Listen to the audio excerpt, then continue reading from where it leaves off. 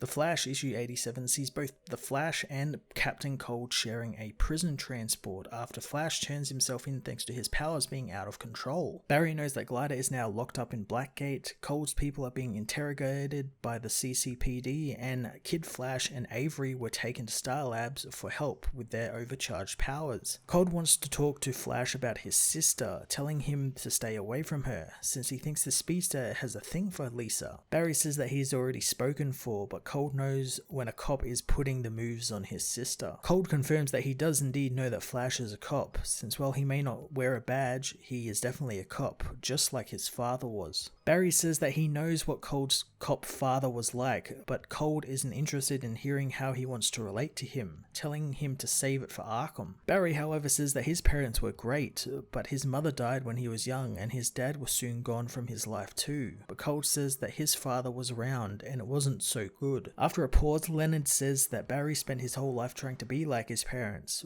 while he spent his whole life trying not to be like his, making them such a sad pair. Barry says that he's nothing like the criminal, but Cold continues to push that they are practically twins. Barry snaps at Snart, calling him a murderer who has killed many and all he has ever done is ruin lives. Cold says that Flash almost killed him, so what does that make the hero? At Star Labs, Iris and Mina work on helping Wallace and Avery with the overcharged powers. Mina says that she has tried to warn Barry multiple times about the Speed Force being dangerous, especially since Grodd and the Speed Force storm. The Doctor doesn't think that she can help the speedsters since their power has doubled to the max and it's too much for their bodies and mind to handle, meaning that they are now in a constant state of vibrational frequency dissonance. Hearing this, Iris realizes that it's similar to sound frequencies, so she heads off to message someone who might help.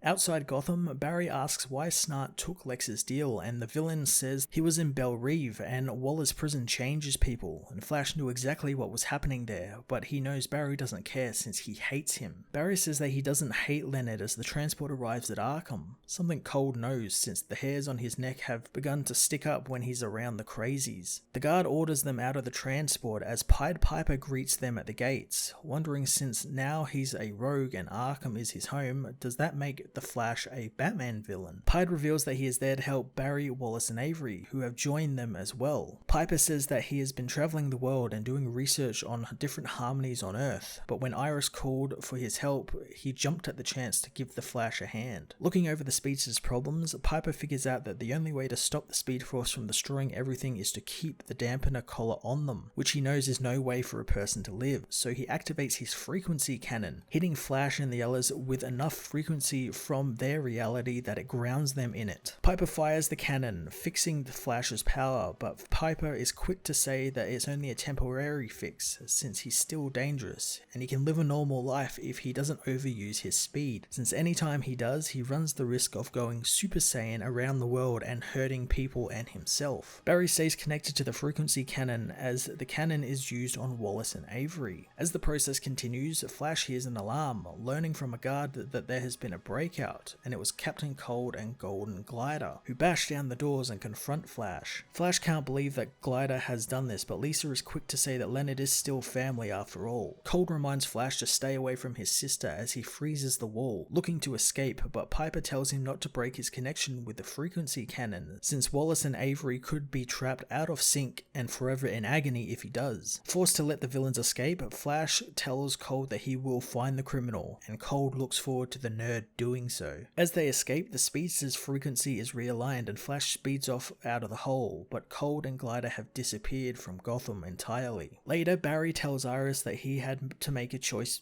either to catch Cold and Glider or to help Kid Flash and Avery, and Iris says that he had to pull a point blank, but Barry has never seen that film so he doesn't get the reference. Bringing him his coffee, Iris says that Wallace and Avery are back with their respective teams and countries, meaning they are alone. Barry says that he missed Iris, but before they can talk about Glider, a Speed Force storm opens, dumping out the older Barry Allen. Barry confronts his older self, learning that he did indeed change the future and stopped the turtle, making everything safe, but they were wrong to do so and they shouldn't have broken the loop, since old Barry says that they created paradox. Old Barry wants to speak with Commander Cold, but learns that he was killed. He soon begins to decompose as he says he was too late and Paradox is coming for them and their legacy, and the only thing left to do is run. The Flash issue 87 ended Flash's most recent battle with Captain Cold and the Rogues in a really interesting way, leading into a new exciting story. I really enjoyed Barry and Leonard's interaction throughout this whole story, especially in this issue where they really got to talk with one another and it kind of doubled down on them being each other's biggest villains. I must say though, I thought we were actually going to get more of Barry being locked in Arkham, since he really only came there to meet Pied Piper and get healed of his abilities going haywire. I really would have liked him being incarcerated for his dangerous powers, but it was just felt like it was sped up and sort of sped through that story really quickly, which was a shame. However, I am looking forward to Cold's next run-in with Flash, as well as learning what exactly Paradox is in the next issue. I'm going to give this issue an